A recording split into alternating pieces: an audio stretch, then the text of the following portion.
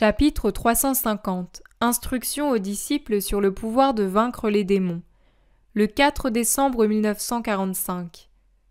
Les voilà de nouveau dans la maison de Nazareth, et même pour être plus précis, ils sont dispersés sur le monticule des Oliviers, en attendant de se séparer pour le repos. Ils ont allumé un petit feu pour éclairer la nuit, car c'est déjà le soir et la lune se lève tard.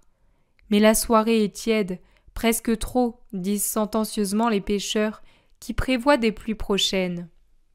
Et il est beau d'être là, tous unis, les femmes dans le jardin fleuri autour de Marie, les hommes là-haut, et sur le faîte du talus de manière à être avec ceux-ci et celles-là, Jésus qui répond à l'un ou l'autre pendant que les femmes écoutent attentivement. Ils doivent avoir parlé de l'épileptique guéri au pied de la montagne, et les commentaires durent encore. « Il a vraiment fallu que ce soit toi !» s'exclame son cousin Simon.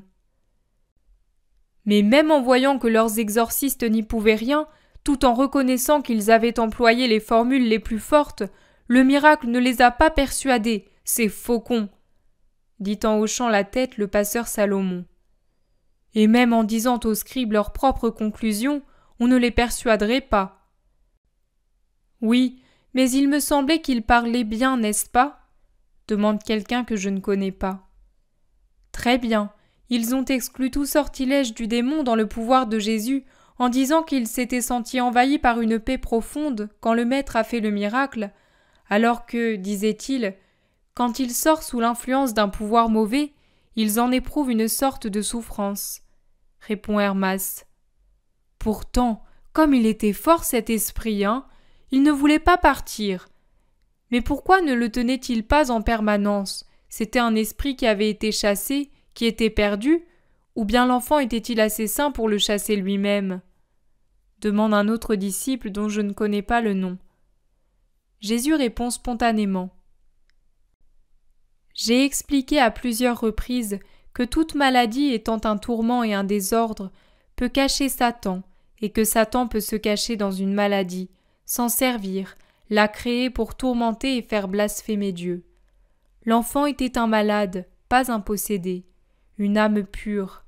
C'est pour cela que je l'ai délivrée avec beaucoup de joie du démon très rusé qui voulait la dominer au point de la rendre impure. Alors pourquoi, si c'était une simple maladie, n'avons-nous pas réussi ? Fait remarquer Judas. Oui, on comprend que les exorcistes ne pouvaient rien si ce n'était pas un possédé. Mais nous, observe Thomas. Et Judas, qui ne digère pas l'échec d'avoir essayé plusieurs fois sur l'enfant, en obtenant seulement de le faire tomber dans de l'agitation, sinon dans des convulsions, dit « Mais avec nous, il devenait pire. Tu te souviens, Philippe, toi qui m'aidais, tu as entendu et vu les moqueries qu'il m'envoyait ? Il a été jusqu'à me dire « Va-t'en, de nous deux, le plus démon, c'est toi », ce qui a fait rire les scribes derrière moi. » « Et cela t'a déplu ? Demande Jésus comme incidemment. « Bien sûr, ce n'est pas agréable d'être bafoué, et ce n'est pas utile quand on est de tes disciples.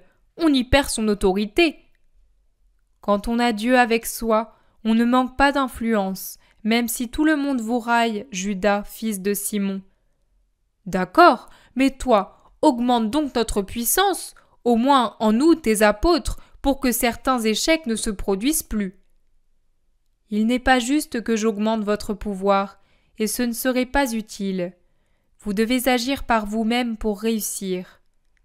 C'est à cause de votre insuffisance que vous ne réussissez pas, et aussi parce que vous avez diminué ce que je vous avais donné par des dispositions qui ne sont pas saintes.